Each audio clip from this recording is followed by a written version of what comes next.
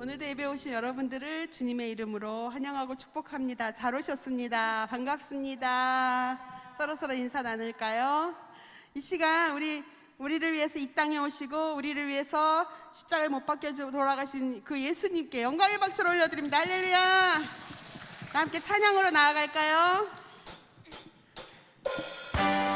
함께 박수 치면서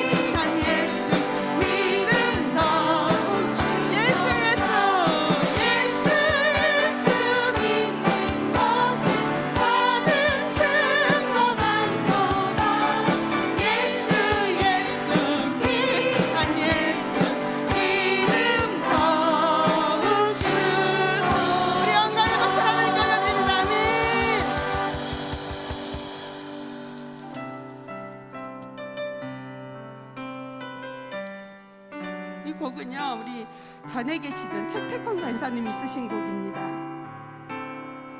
왜 슬퍼하느냐? 왜 슬퍼하느냐? 왜 걱정하느냐? 왜 걱정하느냐? 무얼 두려워하느냐? 무얼 두려워하느냐? 아무 염려 말아라.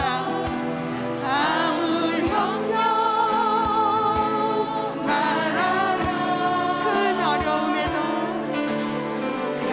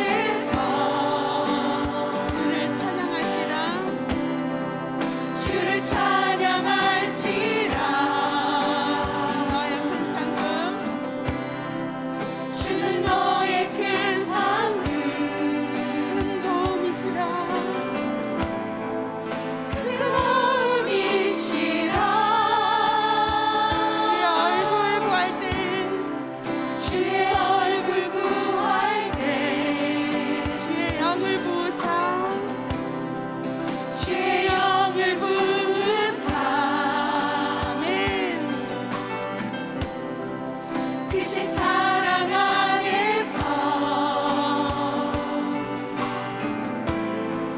주를 보게 하소서.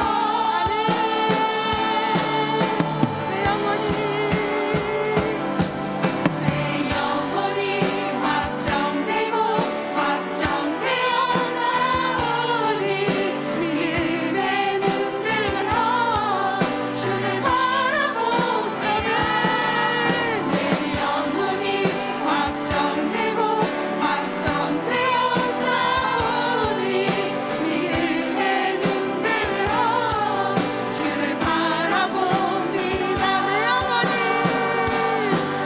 내 영혼이 확정되고 확정되어 싸우니 믿음의 눈 들어 주를 바라보면 내 영혼이 확정되고 확정되어 싸우니 믿음의 눈 들어 주를 바라. 한 번 더 고백할까요? 내 영혼을 손에 들고 내 영혼이 확정되고 확정되어 싸우니 믿음의 눈 들어 주를 바라보면 내 영혼이 확정되고 확정되어 싸우니 믿음의 눈 들어 주를 바라봅니다. 여호와께 돌아가자.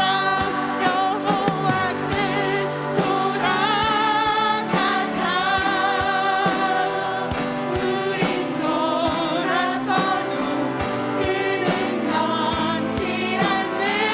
여호와께 돌아가자. 우린 넘어져도 그 사랑 영원한.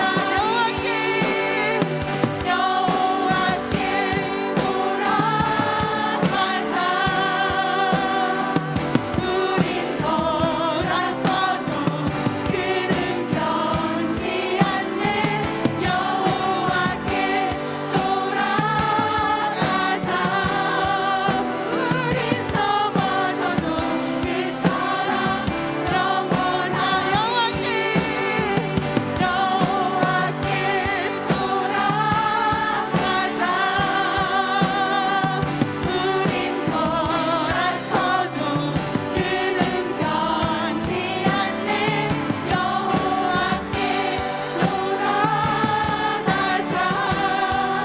우린 넘어져도 그 사랑 영원히. 마지막으로 여호와께 돌아가자.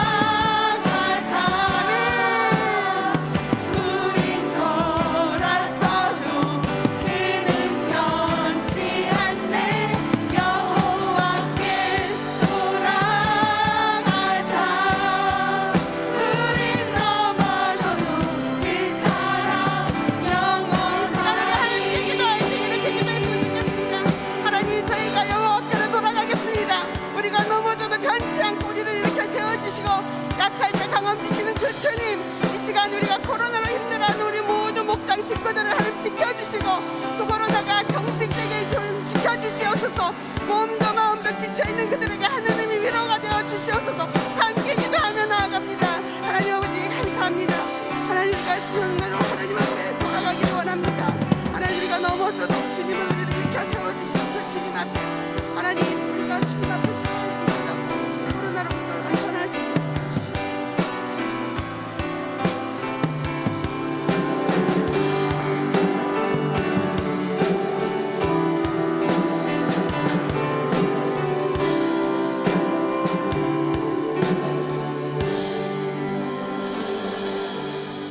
사랑의 하나님 감사합니다. 언제나 저희들 사랑해 주시고 하나님의 따뜻한 품으로 품어주셔서 감사합니다. 이 땅을 살아갈 때 언제나 하나님과 동행할 수 있도록 인도하여 주심에 감사를 드립니다. 세상의 그 어떠한 어려움 가운데서도 저희들을 품어주셔서 참된 평안함 누리며 이 땅 가운데 승리하며 살아갈 수 있도록 인도하여 주심도 감사를 드립니다. 하나님, 이 시간 목장 지도자 모임으로 함께 가지고자 합니다. 이 자리에 임재하시고 하나님이 원하시는 대로 모든 것들이 이루어질 수 있도록 큰 은혜 더하여 주시옵소서.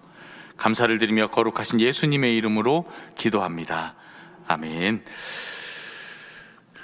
말씀을 바로 보겠습니다. 오늘 우리에게 주신 하나님의 말씀은 출애굽기 6장 1절에서 13절까지 말씀입니다.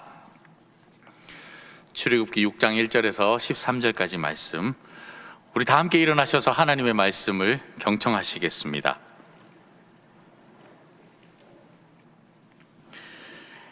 여호와께서 모세에게 이르시되 이제 내가 바로에게 하는 일을 내가 보리라.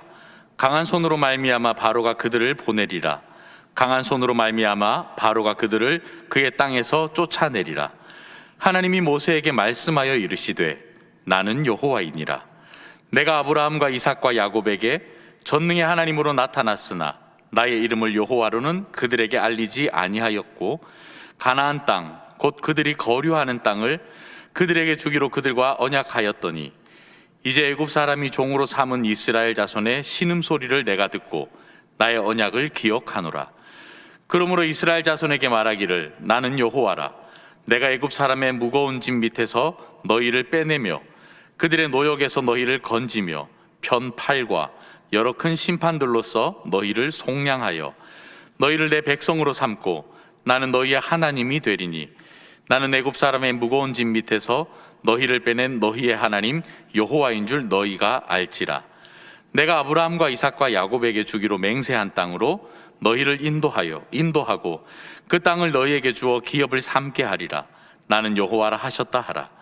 모세가 이와 같이 이스라엘 자손에게 전하나 그들이 마음의 상함과 가혹한 노역으로 말미암아 모세의 말을 듣지 아니하였더라.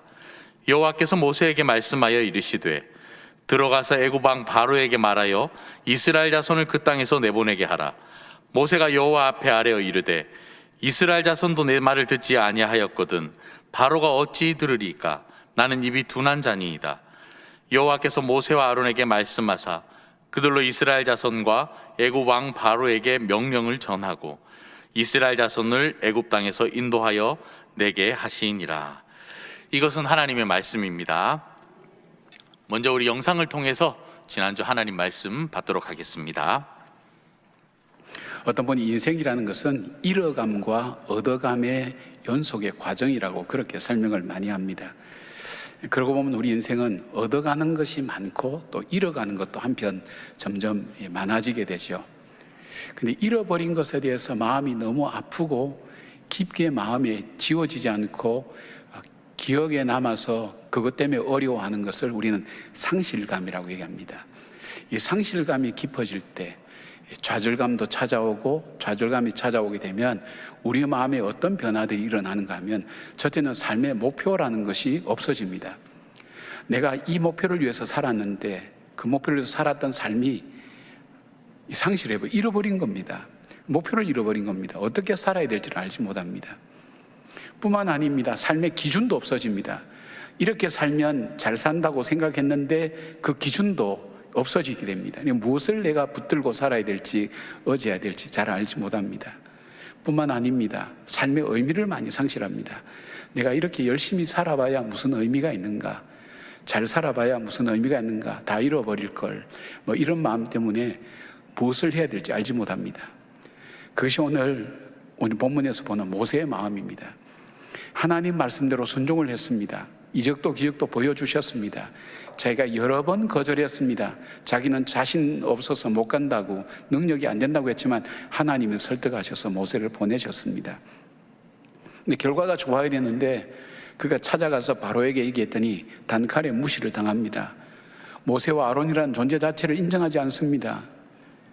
그리고 하나님의 이름이 무시를 당합니다. 뿐만 아닙니다. 자기를 환영해주고 맞이해 줄 알았던 히브리 백성들이 오히려 이 일 때문에 모세와 아론을 원망하는 일들을 겪으면서 모세는 낙심하고 실망하고 깊은 상실감과 좌절감에 빠져 있는 것을 보게 됩니다. 모세의 마음만 그렇겠습니까? 우리 인생 살아가는 것이 그런 마음 아니겠습니까?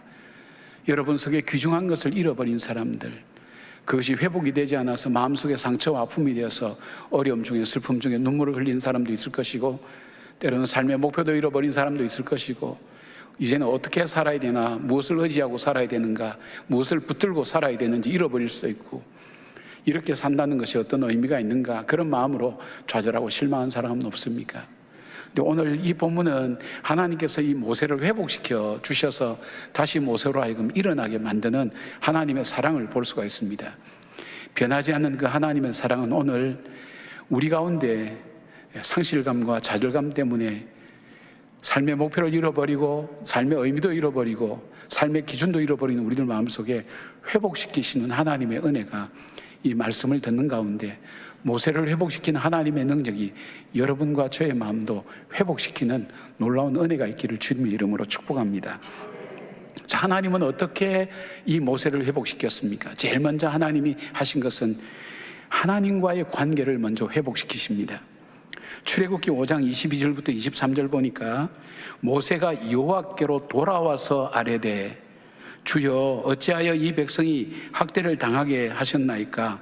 어찌하여 나를 보내셨나이까? 내가 바로에게 들어가서 주의 이름으로 말한 후로부터 그가 이 백성을 더 학대하며 주께서도 주의 백성을 구원하지 아니하시나이다. 모세가 하나님께 불평을 합니다. 근데 이어서 6장 2절에 하나님께서 이렇게 말씀합니다. 하나님이 모세에게 말씀하여 이르시되 나는 여호와이니라. 그렇게 말씀하시는데 이 말은 뭐냐면 하나님은 모세에게 여호와 하나님은 언약을 반드시 지키는 전능자라는 사실을 모세에게 일깨워줍니다. 이후로 이 본문에서 여호와라는 단어가 6장 한 장에서만 11번이나 계속해서 언급되고 있습니다. 우리가 상실과 좌절감으로 우리 마음이 가득 찰 때에 가장 중요한 것이 모세처럼 하나님께로 돌아가는 것입니다. 그리고 하나님 하시는 말씀을 듣는 것입니다. 하나님이 어떤 분이라는 것을 아는 것이 회복의 가장 중요한 우선순위라는 겁니다. 왜냐하면 우리 마음이 상할 때에 하나님과의 관계가 가장 먼저 상하기 쉽습니다. 이때는 하나님과 우리 사이에 사단의 이간질이 가장 집요합니다. 사단은 회복과 치유와 공급의 근원자이신 하나님에게서 우리를 분리시키려고 합니다. 그래서 자신이 실패하고 좌절한 것에 생각과 마음이 고정되어 버려서 다른 것을 볼 수 없게 만듭니다. 이럴 때 중요한 것은 내 시선을 빨리 내 문제에서 옮겨서 하나님께로 옮기는 것이 중요합니다. 저는 하나님께 불평과 좌절도 괜찮다고 생각합니다. 오늘 모세는 하나님께 돌아와서 여호와께 돌아왔다 그랬죠. 돌아와서 하나님께 불평과 원망을 하고 있습니다. 하나님 시킨 대로 했는데 왜 이 모양 이 꼴이 되었습니까? 사실 말하면 그 뜻입니다. 그러나 하나님께 불평과 불만을 한다는 것은 하나님의 절대 주권을 인정한다는 것입니다. 이 모든 일을 하나님께서 하셨고 하시지 않으셨다는 것을 모세가 인정하는 것입니다. 그래서 저는 하나님 앞에 하는 불평과 원망은 죄가 아니라 믿음의 또 다른 이름이라고 저는 그렇게 생각합니다. 우리가 입술로 죄를 짓지 않는다는 것도 참 중요하지만 그러나 우리가 하나님 앞에 나와서 하나님 앞에 불평하고 하나님께 항의하고 하나님께 원망하는 것은 우리 믿음의 또 다른 모습이라는 것을 알게 됩니다. 그래서 우리가 중요한 것은 회복이 가장 중요한 것은 바로 하나님께 나와야 하나님께서 우리를 공급해 주시고 하나님께서 우리를 회복시켜 주시고 우리를 치유하신다는 것입니다. 왜냐하면 하나님은 치유자이기 때문입니다. 회복하시는 분이시기 때문입니다. 우리가 우리 자신을 치유할 수가 없습니다. 세상의 어떤 말도 어떤 사람도 우리를 치유할 수가 없습니다. 하나님밖에 없습니다. 그래서 오늘 이 모세처럼 하나님께로 돌아오는 것이 참으로 중요합니다. 돌아가서 불평하는 모세를 향해서 하나님은 말씀하십니다. 언약을 다시 확인시켜 주십니다. 왜곡된 하나님의 모습을 바로잡아 줍니다. 너가 아는 하나님의 모습이 그게 아니라고, 하나님은 언약을 지키는 하나님이라고, 언약을 지키는 능력의 하나님이 바로 너가 지금 바라보고 믿는 하나님이라는 것을 일깨워주면서 다시 그 하나님을 신뢰하게 만든다는 것입니다. 남편과 아들들을 이방 땅에서 다 잃어버리고 새로 시작할 아무런 근거를 가지고 있지 못했던 나오미의 회복은 언제부터 시작됐습니까? 그가 회복을 위해서 다른 몸짓을 했을 때가 아닙니다. 그가 회복되기 시작한 것은 내가 여호와께로 돌아가리라, 하나님께로 돌아가리라. 그리고 하나님께로 돌아갔을 때에 그 나오미의 인생은 다시 회복되기 시작했습니다. 하나는 고통 속에서 절망하고 있었습니다. 그녀가 아무리 몸부림쳐도 자신과 세상에서는 해답이 없었습니다. 그야말로 절체절명의 시간이었습니다. 그런데 한나는 하나님 앞으로 나아갑니다. 하나님 앞에 나갔습니다. 그가 많은 문제, 해결되지 않는 문제, 해결될 수 없는 문제, 풀어갈 수 없는 문제, 무거운 짐을 지고 하나님 앞에 그대로 나옵니다. 하나님께 그대로 올려드립니다. 그때부터 문제가 풀리기 시작했습니다. 엘리 제사장을 통해서 하나님의 말씀을 듣습니다. 하나님의 약속을 듣습니다. 그리고 그 다음에 역사가 일어납니다. 두 사람뿐만 아닙니다. 우리 삶도 마찬가지입니다. 우리의 삶은 하나님께 있습니다. 하나님의 절대 주권에 대한 고백입니다. 이해가 안 돼도 내가 감당할 수 없는 문제라 할지라도 회복되기를 원한다면 하나님께로 돌아가야 됩니다. 그때 하나님께서 우리에게 말을 걸어오십니다. 그리고 다시 확신을 주십니다. 우리가 기억해야 될 것은 하나님께로 돌아가려고 할 때 가장 방해가 되는 것이 바로 내 자신이라는 것, 죄된 나의 생각이라는 것, 상실과 슬픔 속에 젖어있는 내 자신이 가장 하나님께 돌아갈 때 방해물이 된다는 것, 그리고 그런 나를 격동시키는 사단이 나로 하여금 하나님으로부터 멀어지게 만든다는 것을 잊지 말아야 됩니다. 그리고 어떻게 해야 됩니까? 성령님께 도움을 구해야 됩니다. 하나님, 나로 하여금 하나님께로 돌아가게 해 주십시오. 하나님 앞에 내 원망과 불평까지도 이야기할 수 있도록 해주시기를 원합니다. 혼자 불평하고 원망하고 다른 사람에게 얘기하면 상처와 아픔이 되고 그것이 문제가 되지만 하나님 앞에는 문제가 되지 않습니다. 하나님께서 오히려 말씀하십니다. 그리고 우리에게 잘못된 생각과 마음들 하나님께서 바로잡아 주시고 위로해 주시고 하나님에 대한 바른 언약의 하나님이 되신 것을 우리에게 약속으로 알려주신 것을 말합니다. 주님은 지금도 우리를 초청하십니다. 마태복음 11장 28절 보니까 수고하고 무거운 짐진 자들아 다 내게로 오라. 내가 너희를 쉬게 하리라. 여러분, 수고하고 짐진 자들을 초청하는 사람이 있습니까? 세상에? 여러분이 수고하고 짐질 때 정말 가서 쉴 때가 있습니까? 세상 사람들 초청할 때 있나요? 쉴 곳 있나요? 수고하고 무거운 짐진 자들아 다 내게로 오라. 주님밖에 없습니다. 내가 너희를 쉬게 하리라. 주님은 우리를 초청하십니다. 주님께로 나오기를 원하고 계십니다. 주님께서 기다리고 계십니다. 미국의 탈봇 신학교 교수였던 닐 앤더슨 교수님은 수많은 사람의 자들과 상실감을 가진 사람을 치료했습니다. 근데 이 사람들이 치료가 되고 회복이 되는 딱 두 가지 요인이 있는데, 하나는 자기의 정체성, 하나님 앞에 나는 누군가는 그 정체성이 회복되고, 왜곡된 하나님의 모습이 바로 세워질 때에 그때 치유가 일어나고 그를 묶고 있던 귀신도 떠나가게 되고 질병에서 노임도 받게 되고 회복이 되는 역사를 그는 계속해서 경험하면서 책으로 써내기도 하고 실제 사역을 통해서 많은 사람을 자유롭게 했습니다. 어떤 문제와 어려움을 겪고 있든지 하나님께로 돌아가십시다. 아니, 하나님께로 돌아가게 해달라고 간구하십시다. 왜냐하면 이것이 우리 회복의 가장 시작이 되기 때문입니다. 그리고 그 하나님 말씀을 진지하게 듣기를 바랍니다. 내 마음속에 일어나는 이야기들, 지난날 그 아픈 상처와 함께 그 기억의 다발들이 올라오는 이야기를 들을 필요가 없습니다. 다른 사람의 이야기를 들을 필요가 없습니다. 그때는 내가 그 모든 것을 끊고 하나님께만 집중해서 하나님 말씀을 들으셔야 됩니다. 그래야 회복됩니다. 하나님 말씀 앞에 내가 귀를 기울여야 됩니다. 내 마음을 열어야 됩니다. 내 귀를 열어야 됩니다. 그때 하나님께서 내게 말씀하십니다. 회복의 말씀을 하십니다. 다시 살아날 말씀을 하십니다. 소망의 말씀을 하십니다. 여러분, 힘들고 어려울 때 마음에 내키지 않지만, 이해되지 않지만 우리가 회복을 위한 첫 번째는 하나님께로 돌아가는 일입니다. 하나님과의 관계를 회복하는 일입니다. 그런 역사가 있기를 바랍니다. 두 번째로 하나님께서는 모세를 어떻게 회복시키셨는가? 모세의 비전을 회복시켜 주셨습니다. 모세는 하나님 말씀대로 순종했지만 그 뜻대로 되지 않았습니다. 그 뜻대로 되지 않았다는 얘기는 모세를 통해서 이스라엘 백성들을 구원하고 그리고 그 백성들을 출애굽시켜서 하나님의 약속의 땅 가나안 땅으로 인도하는 모든 소망이 깨진 것을 말합니다. 아, 이제는 하나님께서 내게 준 이 소망이 끝났구나, 내가 할 일은 없구나, 그런 마음이 모세의 마음속에 찾아오게 됩니다. 나에게 더 이상 미래는 없어, 그런 생각을 하게 됩니다. 그때 하나님께서 비전을 다시 선포하십니다. 말씀해 줍니다. 출애굽기 6장 6절부터 8까지 하나님은 길게 이렇게 말씀합니다. 그러므로 이스라엘 자손에게 말하기를, 나는 여호와라. 내가 애굽 사람의 무거운 짐 밑에서 너희를 빼내며 그들의 노역에서 너희를 건지며 편팔과 여러 큰 심판들로서 너희를 속량하여 너희를 내 백성으로 삼고 나는 너희의 하나님이 되리라. 나는 애굽 사람의 무거운 짐 밑에서 너희를 빼낸 너희의 하나님 여호와인 줄 너희가 알리라. 내가 아브라함과 이삭과 야곱에게 주기로 맹세한 땅으로 너희를 인도하고 그 땅을 너희에게 주어 기업을 삼게 하리라. 나는 여호와라 하셨다 알아. 여러분 우리말 성경에는 잘 드러나지 않지만 영어 성경에 보면 I will, 강한 의지를 나타내는 이런 표현이 7번이나 나옵니다. 하나님께서 안식을 주시겠다는 약속입니다. 구원의 약속입니다. 자신의 백성 삼겠다는 약속입니다. 애국 사람의 무거운 짐에서 자유하게 하시겠다는 약속입니다. 하나님께서 조상들에게 약속하신 땅을 반드시 주시겠다는 것입니다. 뿐만 아닙니다. 그 땅을 이 백성의 기업이 되게 하시겠다는 것입니다. 그리고 하나님은 언약하신 것을 이룬다는 것을 만 백성이 알도록 하나님께서 그렇게 하시겠다는 것입니다. 근데 이미 약속하신 겁니다. 그것을 다시 일깨워 주시는 겁니다. 여러분, 우리가 은혜를 받았다는 게 뭡니까?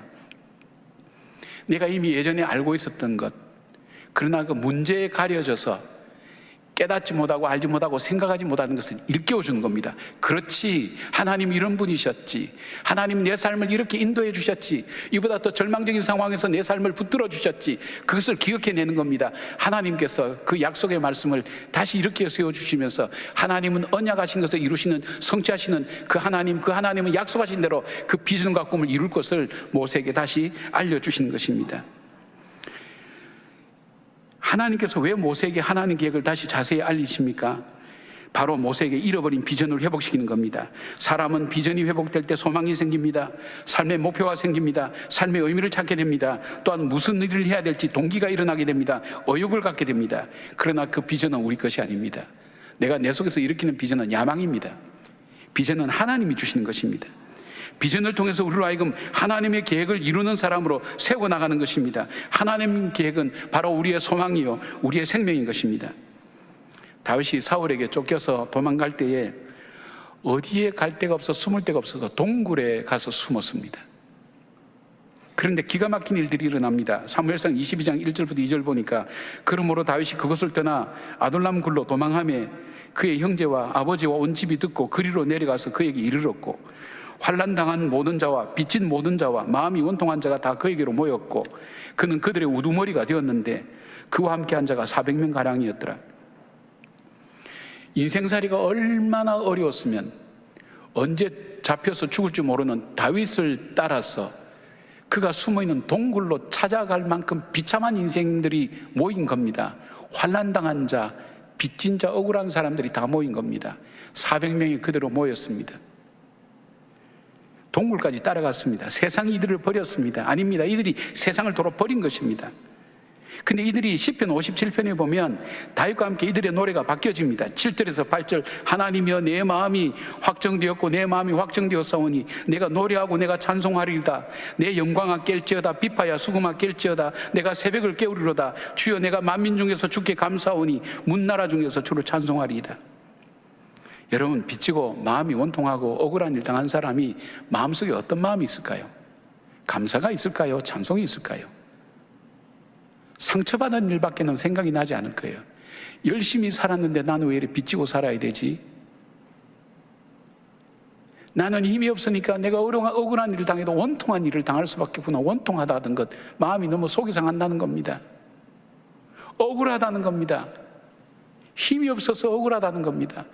내가 발버둥 쳐봐도 나는 소용없는 그 인생의 막장에 살고 있었던 사람 그 모습 아닙니까? 이 막장 인생에 사는 사람들이 하는 말이 뭘까요? 그들은 아픔의 얘기입니다. 슬픔의 얘기입니다. 실패의 얘기입니다. 좌절의 얘기입니다. 그리고 이렇게 얘기할 수 있을까요? 이 세상 다 불질러 버려서 다 없어져 버려라. 그렇게 생각할 수도 있을 겁니다. 우리가 동해 안에 지금 불 났던 것도 그런 사람 아닙니까? 열받아서 그냥 불을 질렀다는 거 아닙니까? 사람들이 자기를 몰라줬기 때문에, 안 알아줬기 때문에. 그것이 사람의 마음입니다. 그 사람들 입에서 어떻게 찬송이 나올 수 있을까요? 그 사람들 속에서 어떻게 이런 노래가 나올 수 있을까요? 그것도 동굴 속에서. 상황이 바뀐 것 아닙니다. 내 영혼이, 내 마음이 확정되고 확정되었사오니 내가 새벽을 깨우겠다. 어둠 속에 갇혀서 자기 자신도 헤어나오지 못한 사람이 무슨 새벽을 깨웁니까? 내가 여호와를 찬송하겠다, 찬양하겠다, 여호와께 감사하겠다, 이 말이 어디서 나옵니까? 나올 수가 없습니다. 어떻게 이렇게 이 고백이 나올 수 있었을까요? 그것은 하나님께서 행하신 일을 깨달았을 때입니다. 하나님께서 행하시는구나. 우리가 비록 동굴 속에 있고 억울하고 원통하고 비친 어떤 심정을 가지고 살아가고 있지만 하나님께서는 우리를 이대로 두지 않고 하나님께서 행하시고 하나님 언약하신 것을 이루어 가실 거라는 그 믿음과 확신이 믿어질 때에 그들 입술 속에는 그들의 마음의 원망이 바뀌어서 찬양으로 바뀌고 하나님에 대한 감사로 바뀌고, 그리고 그들의 언어가 바뀌어집니다. 대화의 주제가 바뀌어집니다. 소망이 됩니다. 기쁨이 됩니다. 그런 비전과 꿈을 가진 그들에게 주님은 바로 이 다윗을 통해서 다윗의 왕조를 세우게 됩니다. 그뿐만 아닙니다. 압살롬에서 쫓겨갈 때도 마지막 끝까지 따라갔던 사람들이 이 400명입니다. 이 400명을 통해서 무너진 나라를 다시 세우게 하셨고, 다시 세워진 다윗의 왕조를 통해서 메시아가 오게 하셨습니다. 어떤 사람을 통해서요? 비전을 가진 사람에게, 하나님의 비전을 가진 사람을 주님은 사용하십니다. 하나님의 비전을 가진 사람은 노래하게 합니다. 찬양하게 합니다. 하나님의 비전은 내 길이 아닙니다. 내 길을 걸어왔더니, 내가 내 인생 잘 살려고 걸어왔더니 결국 그 삶의 마지막에는 빚진 것밖에 없습니다. 온통한 것밖에 없습니다. 억울한 일밖에 남아있지 않습니다. 내 길이 끊겨졌습니다. 어디로 가야 될지 모릅니다. 이제 나는 내 인생의 앞길은 없습니다. 그렇게 얘기할 수 있습니다. 그러나 내가 하나님 앞에 하나님이 행하실 일을 봤더니 내 끊어진 그 길에서 하나님께서 일을 하시겠다는 거예요. 내가 길이요 진리요 생명 되시는 그 하나님께서 내 인생의 길이 되어 주시겠다는 것입니다. 그 약속을 주시겠다는 것입니다. 그 약속을 붙들 때에 다시 소망 가운데 일어설 수가 있는 겁니다. 바로 이 비전을 가진 사람이 어떤 절망 가운데서도 낙담하지 않습니다. 다시 일어나게 됩니다. 사랑하는 여러분, 하나님의 거룩한 약속을 믿으시기를 바랍니다. 아둘람 동굴 속에서도 노래 부르게 하시는 그 하나님이 오늘 형편과 사정이 바뀌지 않는 내 현실 속에서, 내 마음 속에 슬픔과 아픔 속에 있다 할지라도 나로 하여금 노래하게 하시는 그 하나님, 찬양하게 하신 하나님, 감사하게 하신 하나님, 그 하나님이 행하실 일을 바라보면서 다시 여러분 속에 하나님의 소망과 기쁨과 그리고 회복의 언어들이 회복되고 찬양이 회복되고 감사가 회복되는 여러분의 삶이 되기를 주의 이름으로 축원합니다.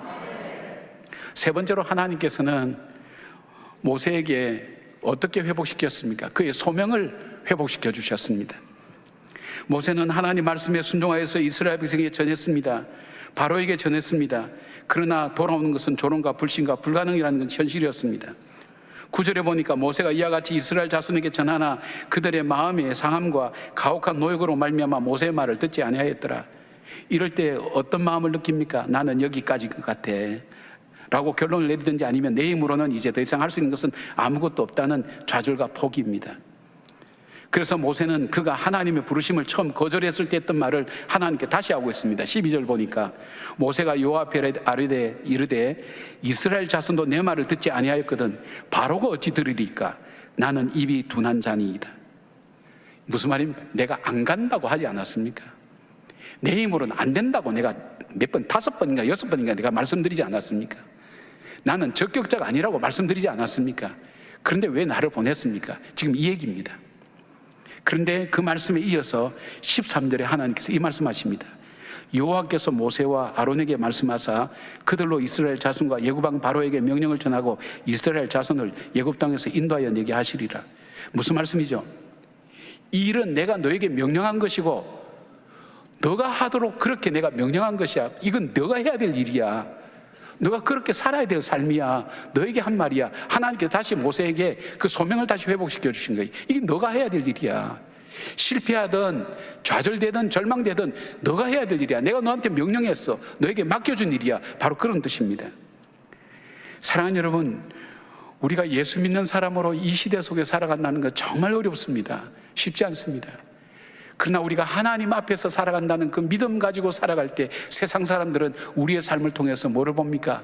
하나님을 바라보게 되는 것입니다. 우리가 해야 될 일, 허드렛 일, 그 일도 우리에게는 하나님께서 내게 주신 소중한 일로 여기고 감당할 때 하나님께서 책임지시는 것입니다. 종교개혁에서 역사적으로 문화적으로 가장 큰 영향을 준 것이 있습니다. 그것은 만인 제사장설과 직업 소명설입니다. 여기에 그런 얘기가 나옵니다. 비록 하녀가 젖소에 젖을 짜는 것이라 할지라도 이거는 그 당시에 가장 천한 일이라고 볼 수 있습니다. 이것이라 할지라도 나에게 하나님께서 맡기신 일로 여길 때에는 그것이 성직이 된다고 했습니다. 제가 지금 이 자리에 서서 말씀을 전하고 목회자로서 성직자로서 산다고 얘기합니다. 그러나 제 마음 중심이 제 야망을 위해서, 제 유익을 위해서 그렇게 살아간다면 성직의 자리에 있다 할지라도 성직이라고 그렇게 얘기할 수가 없습니다.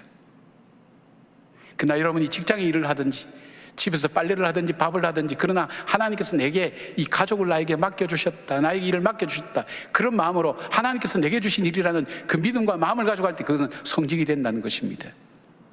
이것이 바로 문화를 바꾸고 역사를 바꾸고 세계의 흐름을 바꾸는 놀라운 하나님 가치관으로 자리 잡게 된 것입니다. 사랑하는 여러분, 하나님께서 우리가 불평하고 어려워하는 그 일들 앞에 내가 너에게 맡긴 일이야, 그래서 내가 너에게 맡긴 일이야, 그런 믿음의 마음을 가지고 그것을 받아들이고 그것을 나의 소명으로 여기고 시작할 때 하나님은 그 일로 그치지 않고 그를 통해서 더 큰 역사를 열어가시는 것을 보게 됩니다. 유튜브 채널 위라클이라는 것을 운영하는 박위라는 청년이 있습니다. 35만 명의 구독자를 보유하고 있는데, 그는 27살 대학교 다닐 때에 당시 외국계 기업 인턴으로 들어갔는데 그 회사에서 정식 사원 제안을 받았습니다. 내 인생이 잘 풀려지는구나 생각하고 친구들과 함께 파티를 하게 됐습니다. 근데 그가 눈을 떴을 때는 병원 중환자실이었습니다. 술을 먹고 건물에 이 건물과 저 건물 사이에 떨어져서 목뼈가 부러지고 척추신경이 완전히 끊어져서 전신마비가 된 것밖에는 자기는 발견할 수 없었습니다. 그가 의식이 돌아왔을 때는 자기가 스스로 할 수 있다는 것은 이제 아무것도 없다는 것, 27의 나이에 내가 할 수 있는 것은 아무것도 없다는 것, 좌절과 절망이 그의 마음속에 자리를 잡게 되었습니다. 완전히 가득 차게 됐습니다. 하나님을 원망하며 깊은 상실감으로 젖어 있을 때에 억지로 따라간 청년부 수련회에서 중보기도라는 것을 처음으로 경험하게 됐습니다. 자기는 기도 필요 없다고, 기도 안 받아도 된다고. 그런데 자기의 형제 자매들이 와서 자기를 위해서 기도하는데 정말 자기 일처럼 울면서 간절하게 기도하는 것을 보면서 마음에 뭔가 모르는 감동이 밀려오는 겁니다. 이 사람들이 내 마음을 정말 내 자신처럼 그렇게 기도하는구나. 거기서 하나님을 다시 발견하게 됩니다. 그리고 이 공동체의 사랑이라는 것이 얼만큼 귀한 것인가, 그리고 자기가 용기를 얻게 됩니다. 힘을 얻게 됩니다. 이 사랑을 나도 나누고 싶구나. 그러면서 그에게 떠오르는 것은 그가 병원에 있을 때에 갑작스러운 사고로 여러 가지 장애를 얻으면서 좌절하고 절망한 사람들 얼굴이 떠올라집니다. 이 사람들에게 뭔가 나는 이 메시지를 전해야 되겠다 생각합니다. 그때부터 피나는 재활훈련을 합니다. 그가 2kg 정도 되는 아령을 조금 들 수 있는 그 힘이 생겼을 때 휠체어에 옮겨 탑니다. 그리고 시간과 공간의 장애를 받지 않고 어디든지 무엇인지 할 수 있는 유튜브 채널을 열게 됩니다. 그게 위라클이라고 하는, 박위라고 하는, 자기 이름도 있겠지만 우리라고 하는 위라클, 모두가 기적을 일으키는, 그런데 이 유튜브 채널의 목적은 그겁니다. 희망을 전하는 것. 나처럼 절망하고 좌절한 사람에게 소망이 있다는 것, 이 공동체가 있다는 것, 하나님께서 이 일을 나에게 맡기셨다는 그 확신을 가지고 그는 열심히 살아가고 있습니다. 전신장애가, 전신마비가 내 인생의 끝이라고 생각하지 않고 오히려 그것을 통해서 좌절과 절망 속에 있는 사람에게 수많은 희망을 주는 삶을 살고 있습니다. 사랑하는 여러분, 코로나 시대를 맞이해서 우리들 속에 나도 원치 않는 여러 가지 어려운 일들을 많이 만날 겁니다. 우리 중에 예배의 자리에 나오지만 좌절하고 절망한 사람도 있을 것입니다. 그러나 이 어려움마저도 하나님께서 나에게 주신 일이라는 것을 내가 믿음으로 받아들이고 하나님의 절대 주권을 인정하고 주님의 음성 앞에 귀를 기울일 때 주께서 우리를 통해 분명히 길을 열어가실 겁니다. 그 믿음을 다시 붙드시기 바랍니다. 우리를 향한 하나님의 말씀이 여기 있습니다. 에레미야 29장 11절, 여호와의 말씀이니라. 너희를 향한 나의 생각을 내가 아나니 평안이요 재앙이 아니니라. 너희에게 미래와 희망을 주는 것이니라. 저와 여러분을 향한 하나님의 말씀입니다. 아멘. 기도하겠습니다. 하나님,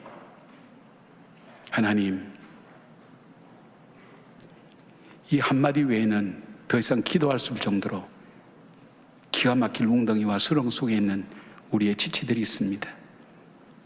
깊은 상실감과 좌절이 우리의 마음을 사로잡고 무감각하게 현실을 사랑하는 주의 자녀들도 있습니다.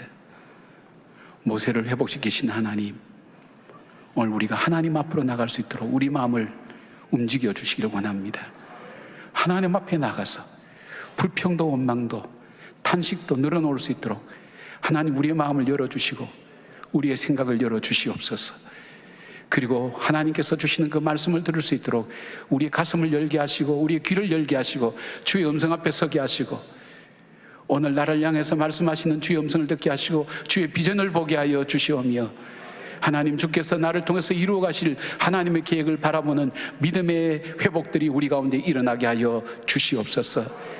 이 어둠과 절망을 헤쳐나갈 수 있는, 그래야 아둘람 동굴에서 노래를 불렀던 그들처럼 하나님을 향해 감사와 찬양의 노래를 부르게 하여 주셨고, 내 영혼이 확정되고 내 마음이 확정되었으니 내가 이 새벽을 깨우리로다 하나님 외치는 저희들의 찬송과 찬양이 되게 하시며 세상 속에 거룩한 영향력을 끼칠 수 있는 하나님의 사람으로 살아갈 수 있도록 저희들을 도와주시옵소서. 예수님의 이름으로 기도드리옵나이다. 아멘. 네, 우리 감사합니다. 박수하겠습니다. 이 설교가 들으면 들을수록 은혜가 되는 것 같습니다. 제가 마스크 끼고 해야 되죠?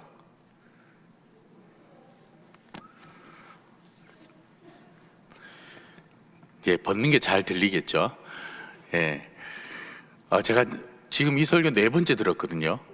예, 주일날 듣고 이거 준비하면서 또 2번 더 듣고 지금 또 들었는데 들을 때마다 은혜가 되는 것 같아요. 예, 우리 옆 사람하고 인사 한번 합시다. 우리 목사님 참 잘하신다, 그자?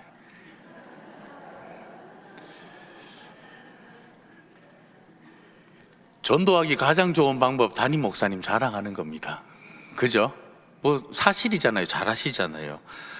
정말 은혜가 되는 것 같습니다.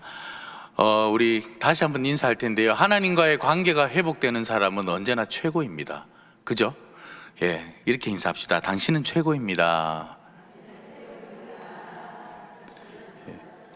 한 번 더 할까요? 내일도 최고의 삶을 살아갑시다.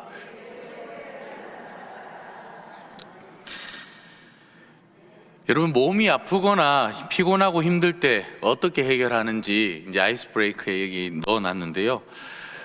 그런 것 같습니다. 우리 인생의 목표가 무엇이냐가 가장 중요한 것 같아요. 내 인생의 목표가 무엇인가. 오늘 목사님 서론 부분에도 그 말씀 계속 하셨거든요. 여러분, 인생의 목표가 무엇인가. 만약 내 인생의 목표가 건강이라면은 이제 건강이 무너졌을 때는 다 무너지는 거죠. 예. 내 인생의 목표가 물질이라면은 마찬가지겠죠. 그리고 자녀라면, 자식이라면 그 자녀가 무너지면은 다 무너지는 겁니다. 그러나 우리의 인생의 목표는 그게 아니다라는 것 우리 잘 알고 있지 않습니까? 예, 그래서 우리 목장 나눔을 할 때 여러분들 같은 목장 식구들하고 그런 얘기들을 좀 나누면 좋을 것 같아요. 당신의 인생의 목표가 무엇인지, 예, 인생의 목표가 무엇입니까? 예, 이런 얘기들을 좀 나누면 좋을 것 같습니다. 저도 요즘에 청년들하고 이렇게 계속 나눔을 하고 있는데, 저는 이제 연합회 지체들하고 나눔을 매주 하고 있거든요. 매주마다 눈물바다입니다. 눈물바다. 왜 그렇게 울 일이 많은지, 은혜 받아 울고 슬퍼서 울고 기뻐서 울고 늘 우는 것 같아요.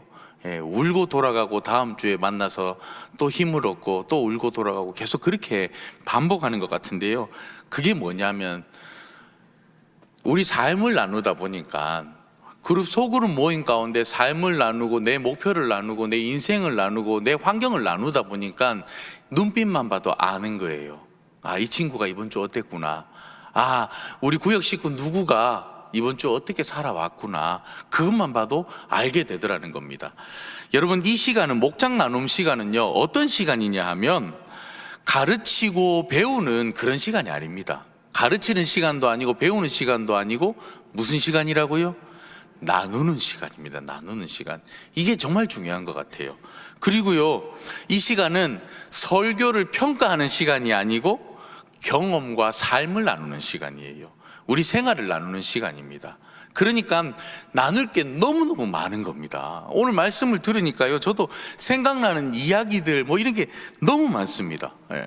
그리고 목장 나눔할 때 또 중요한 게 뭐냐 하면 모든 참여자가, 모든 사람들이, 모든 식구가 참여할 수 있도록 해야 되는 거예요. 조금이라도 나눌 수 있도록 시간을 잘 배분해 가지고 다 할 수 있도록 해줘야 되는 겁니다. 그리고 중요한 거는 삼천포로 빠지면 안 된다는 거. 하다 보면 꼭 엉뚱한 얘기하는 분들이 꼭 둘이 있어요. 예. 그죠? 예. 이 둘이 누군지는 저도 잘 모르겠습니다. 예. 오늘 말씀 잘 들으셨죠? 모세를 회복시키시는 하나님. 먼저 첫 번째로는 하나님과의 관계 회복. 그죠? 하나님과의 관계 회복. 하나님과의 관계가 딱 회복되니까 내 인생의 목표가 무엇인지 다시금 세워지는 거예요. 예. 다시금 인생의 목표가 세워졌다라는 말은 비전이 회복된다라는 얘기입니다. 그죠? 다시금 내 인생의 비전이 회복되는 거예요. 어떻게 회복되었습니까? 하나님께서 행하신 일들을 발견하게 되니까 내 비전이 다시 회복되는 겁니다. 그리고 마지막으로 뭐라고 되어져 있습니까? 무엇을 회복시켰다? 소명을 회복시켰습니다. 소명. 예. 결국은 하나님께서는 이 소명까지 회복시키시고 모세에게 하나님의 일을 맡기셨습니다. 그죠? 예, 하나님의 사역을 감당케 하셨다라는 겁니다. 절망적인 상황 가운데 놓여 있는 이 모세에게 모세를 하나님이 부르신 이유가 무엇이겠습니까? 예, 눈빛으로 저에게 답을 주시는군요. 이제는 맞습니다. 이스라엘을 구원하기 위해서 그렇습니다. 이스라엘을 구원하기 위해서 모세를 선택하셔서 모세를 부르고 있는 것입니다. 그리고 모세를 회복시키는 것이 오늘 본문에서 나누었던 얘기입니다. 삶의 두 번째입니다. 삶의 지금 제가 자기도 모르게 2번까지 넘어갔습니다. 하나님은 삶의 의미와 목표를 잃어버려 낙심하고 있는 모세에게 어떠한 방법으로 비전을 다시 세워주셨나요? 어떠한 방법으로 비전을 다시 세워주셨습니까? 하나님의 약속의 말씀을 주셨다라는 겁니다. 약속의 말씀. 그 땅을 너희에게 주어 기업을 삼게 하리라 라는 그 약속의 말씀을 하나님께서 다시금 모세에게 회복시켜 주셨다라는 겁니다. 약속은요, 잃어버린 비전을 다시금 회복하게 하는 놀라운 힘을 가지고 있습니다.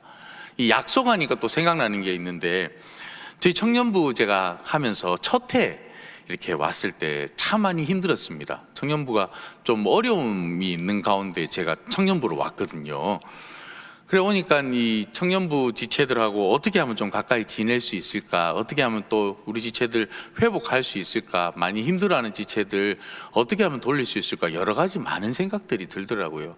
그래서 제가 한 것이 무엇이냐 하면 그냥 있는 그대로 만나는 겁니다. 있는 그대로, 있는 모습 그대로 만나기도 하고 나누기도 하고 그리고 찾아가기도 하고. 한 친구가 전화가 왔습니다. 목사님, 우리 직장에 자기를 너무 힘들게 하는 상사가 있다라는 거예요. 너무너무 힘들다라는 거예요. 그래서 가기가 싫다라는 거예요. 회사 가는 것이 너무너무 괴롭다고 얘기를 하는 겁니다.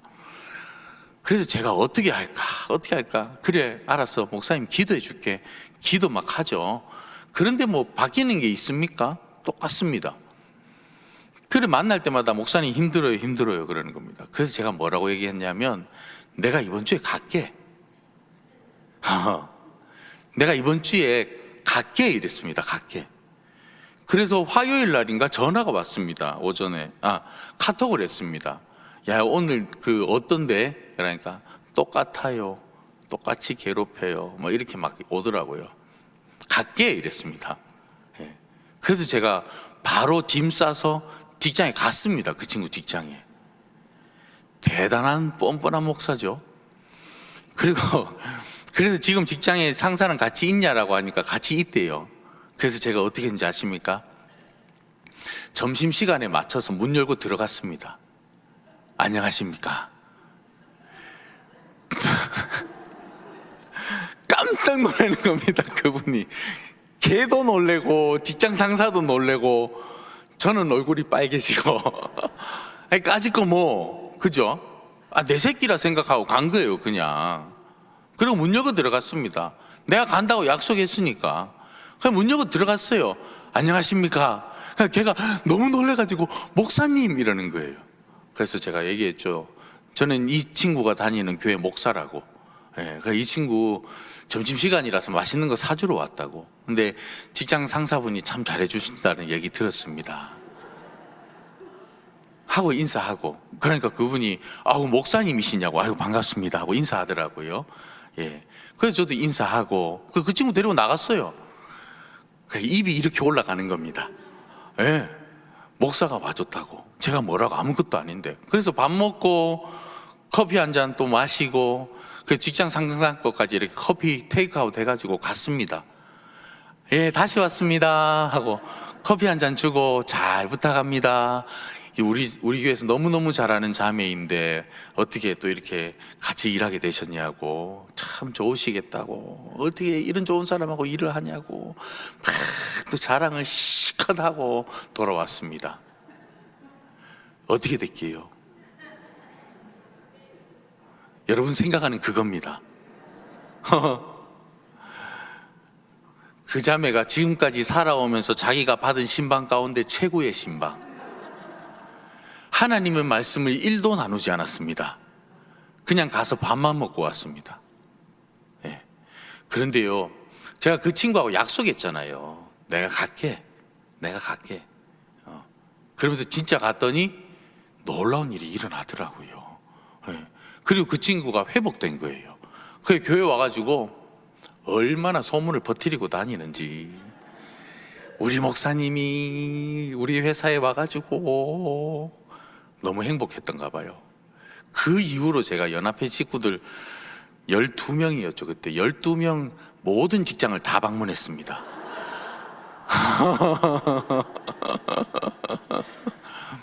그런데 너무너무 행복하더라고요.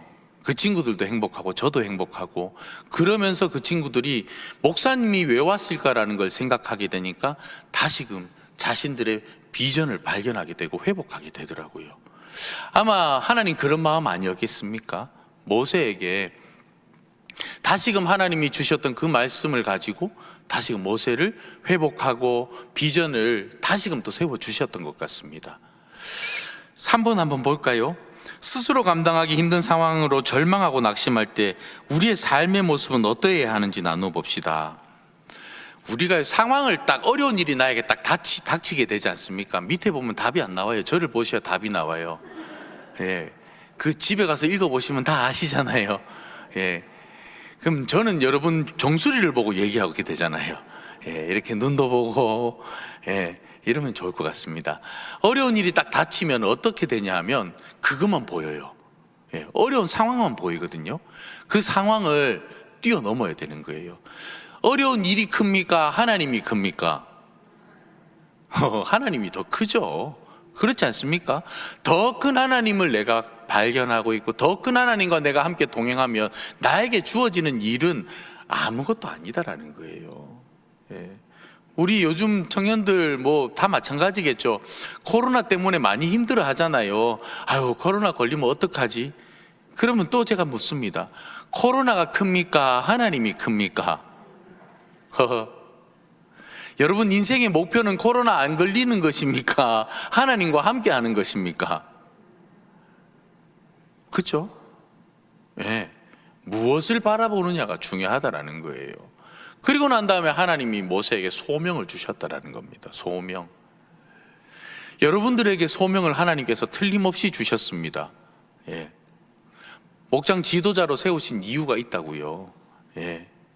목자로 세워주신, 부목자로 세워주신 하나님의 틀림없는 소명이 있다라는 겁니다. 그걸 가지고 우리가 목장 모임을 해야 된다라는 거예요. 예. 함께 나누기도 하고 울기도 하고 웃기도 하고, 시간 가는 줄 모르고, 제가 연합회 지체들하고 이 나눔을 시작하면은 얼마나 하는지 아십니까? 우리가 보통 4시 반에 모이거든요. 마침은 10시 반이에요. 참 뭔 얘기를 그리 오래 하는지. 물론 중간에 약간의 이렇게 식사도 하고 이런 것도 있지만은 4시간, 5시간, 6시간 그래도 아쉬워하고 그래도 모자래요. 매주 만나는데 나눔을 하다 보니까 그런 일들이 일어나는 거예요. 그러니까 힘들면 생각나는 사람이 목사가 되는 거예요. 어려우면 생각나는 사람이 나와 함께 나눔을 하고 있는 지체들이 생각나는 거예요. 예. 그게 우리의 소명이 되어야 되지 않겠습니까? 그게 우리가 그 소명을 잘 감당하는 일 아니겠습니까? 하나님께서 우리에게 순간순간 소명을 주실 때가 참 많습니다. 예전에 제가 병원에서 사역을 한 적이 있습니다. 원목실에서 사역을 했었는데요, 아마 제가 설교 가운데 나누었던 말씀일 수도 있습니다. 원목실에서 사역하는데 하루는 전화가 왔어요. 그때는 제가 전임 전도사였는데, 목사 안수를 앞두고 있는 전도사였는데요. 전화가 왔어요. 예, 원목실이죠? 아, 네, 원목실입니다. 하니까 저희 본인 여성분이었는데 본인의 어머니가 이제 신장실에 투석을 하러 오신다라는 거예요. 예, 신장 투석을 이제 피를 투석하는 거죠. 투석을 하러 오는데 저희 어머니에게 가셔서 오늘 복음을 좀 전해 주십시오. 이렇게 얘기를 하는 겁니다. 그래서 제가 예, 알겠습니다. 뭐 제가 하는 사역이 그거니까요. 알겠습니다. 제가 오늘 어머니 모시면은 꼭 복음을 전하겠습니다. 이렇게 얘기를 하고 끊었습니다. 그리고 난 다음에 이제 신장실로, 인공신장실로 전화를 했죠. 누구 간호사에게. 이제 저랑 친한 간호사였어요. 우리 교회 청년이기도 하고. 그래서 그 간호사한테 전화해가지고, 은경아, 오늘 그 환자가 오면은 나에게 꼭 전화를 다오. 내가 가서 복음을 전해야겠다 하고 끊었습니다. 그리고 난 다음에 시간이 흘러서 그 자매에게 전화가 온 거예요. 전사님, 그 할머니가 오셨는데요. 그래, 내 지금 갈게. 그러니까, 그런데요, 할머니가 아마 그 치매가 있었던 것 같아요. 할매가 치매가 와가지고, 그 자매 표현이 이겁니다. 할매가 치매가 와가 지금 난리가 나가지고요, 전사님 아무것도 못할 것 같아요. 이렇게 얘기하더라고요. 예, 그래서 묶어놓고 투석을 하고 있다고 얘기를 하는 겁니다. 그래서 제가 뭐라 그랬냐면, 그러면은 할머니 또 언제 오시지? 그럼 며칠 있다가 또 오시는 거예요. 예, 이 투석은 계속 해야 되지 않습니까? 며칠 있다가 다시 오시니까 그때 연락을 줄게요. 이렇게 얘기하더라고요. 오케이, 알겠다. 그러면 그때 나에게 꼭 연락을 줘야 된다 하고 끊었습니다. 그리고 그 다음 날 수요일 이제 저희 찬양팀 모임이 있어가지고 수요일 모임을 딱 하고 있는데, 그 자매가 우리 찬양팀 반주자였거든요. 병원에도 찬양팀이 있었습니다. 찬양팀 반주자였는데 그 자매가 전사님 얘기 들었어요. 그러니까 무슨 얘기? 어제 그 할머니 있잖아요. 그 할머니 나중에 오면 연락 줘. 이렇게 얘기했더니 그 할머니요, 어젯밤에 돌아가셨어요. 갑자기요, 하늘이 무너지는 것 같습니다. 하나님 저에게 소명을 주셨어요. 가서 복음을 전해라. 하나님, 그런데요, 지금 때가 아닌 것 같아요. 하나님, 지금 때가 아니니까 나중에 제가 할게요. 제가 그래버렸다라는 거예요. 모세가 그랬지 않습니까? 저는 말도 잘 못하고요, 저는 어눌하고요. 근데 하나님이 지금 하라는 거예요. 여러분 마찬가지겠죠? 그래서 저는 가능하면 더 이상 물러나지 않습니다. 웬만하면은 신봉 오라 하면 갑니다. 우리 어머니가 힘듭니다 하면 저도 갑니다. 그 우리 청년들도 저에게 막, 목사님 바쁘시잖아요. 안 바쁘다고, 노느라 바쁘다고 나는 지금. 그럼 무조건 갑니다. 예, 어떤 일이 있더라도 갑니다. 예. 여러분, 이게 소명 아니겠습니까? 이 소명 놓치면 안 되잖아요. 할머니가 제정신이든 제정신이 아니든 하나님이 나에게 주신 거는 복음 전하면 되는 겁니다. 받아들이고 안 받아들이고는 하나님이 하실 일이에요. 여러분들에게도 목자로서 소명을 주셨습니다. 함께 나눔을 하고 기뻐하고 말씀을 하고 우리 목장 식구들하고 이렇게 나누는 것, 하나님이 주신 소명입니다. 그거 내가 잘하고 못하고의 문제가 아니에요. 우린 그냥 그거 하면 되는 거예요. 아멘입니까? 모세도 그거였습니다. 그거 하니까 되더라고요. 오늘 나눌 거리가 엄청 많은데 시간은 왜 이렇게 빨리 가는지, 여러분 보시면 나눔할 것들이 참 많을 겁니다. 저는 그냥 대표적인 거 3가지만 뽑아서 이렇게 기록을 했는데, 여러분 목장 모임 하실 때 오늘 말씀 듣고 여러분 느끼시는 것, 내 삶 가운데 또 내가 경험하게 되는 것들, 그 어떤 것도 좋으니까 많이 나누시고 또 기도 제목도 나누시고, 그런 시간이 되면 좋을 것 같아요. 그럼 정말 풍성해질 수밖에 없어요. 삶을 나누다 보니까. 그런 행복한 시간 가지시기 바랍니다. 아멘 안 하면 계속 합니다. 빨리 끝내라고 크게 하시네.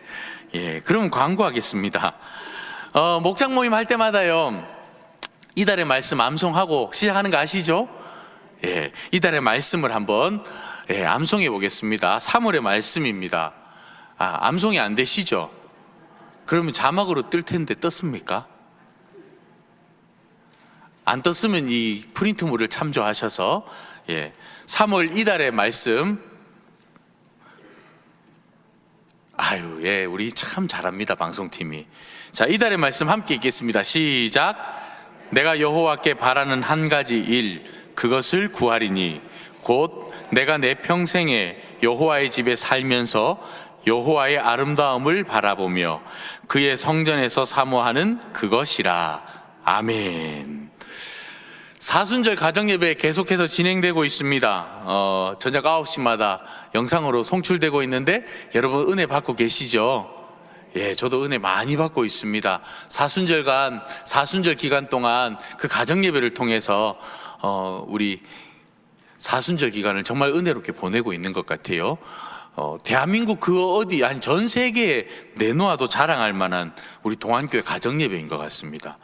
예, 여러분 각 가정마다 꼭 가정예배 드리시고 예수님과 동행하시기를 간절히 소망합니다. 20기 전도폭발 훈련학교 모집하고 있습니다. 그런 거 있잖아요. 와서 복음을 좀 전해주세요 하는데 나는 잘 알겠는데, 내가 복음은 뭔지 잘 알겠는데 이걸 참 말로 표현하기가 참 어렵다. 이거를 어떻게 얘기해야 되지? 예수님에 대해서 어떻게 좀 설명하면 좋을까? 이런 분들이 있죠. 그런 분들은 전도 폭발 훈련학교 들으면 쉽게 알 수 있습니다. 복음을 잘 설명하고 싶은 분들, 그리고 우리 목장 식구들 가운데 이분에게 복음을 좀 전해줬으면 좋겠는 분들 누구라도 좋습니다. 전도 폭발 훈련학교 벌써 20기입니다. 신청하셔서 꼭 많이 들으시기 바랍니다. 아마 큰 은혜의 시간이 될 거예요. 다시금 비전도 발견하게 되고 사명도 발견하게 되고 내가 신앙생활하는 이유도 발견하게 되고, 아멘 할 때까지 계속하겠습니다. 우리가 하나님을 만난 이유도 발견하게 되고 은혜도 받게 되고 아마 그런 놀라운 시간이 될 겁니다. 전도 폭발 훈련학교 꼭 신청하시기 바랍니다. 세례 및 입교 예식이 있습니다. 세례 예식이 있는데 여러분 목장 식구들 가운데 세례 받지 않은 분들이 계실 거예요. 성경에 보면 성부, 성자, 성령님이 함께 나오는 장면이 유일하게 있습니다. 어떤 장면인지 아십니까? 예수님께서 세례 받으실 때 하늘이 열리고 하늘의 음성이 들리고 이는 내 사랑하는 아들이다, 비둘기가 강림하고 성령님과 같이, 다 아시죠? 세례 받을 때 놀라운 일들이 일어나거든요. 우리가 신앙생활 하면서 가장 기쁠 때, 다시 태어날 때, 그래서 우리가 세례 받은 날은 케이크도 선물하기도 하고 생일 축하합니다 그거잖아요. 다시금 놀라운 일들이 일어나는 그것이 세례지 않습니까? 여러분 이 기쁨에 목장 식구들 우리가 함께 해야겠죠. 내가 너무너무 아끼고 너무너무 사랑한다면은 여러분 꼭 세례 받을 수 있도록 모시고 와야 돼요. 신청도 꼭 하실 수 있도록 도와주셔야 됩니다. 어떻게 신청하는지 모르시면은 목사님들께 물어보시고 꼭 신청하셔야 됩니다. 여러분 이게 너무너무 중요한 겁니다. 세례 및 입교 예식 4월 10일 날 있습니다. 4월 10일 날 있으니까 꼭 신청하실 수 있도록 여러분 도와주시기 바랍니다. 4월 10일 날 세례 입교 예식이 있고요. 그리고 11일부터 16일까지 고난주간입니다. 그리고 4월 17일은 부활주일입니다. 여러분 꼭 기억하시기 바랍니다. 이제 각 마을별로 목장 모임 하는 시간 갖도록 하겠습니다. 감사합니다.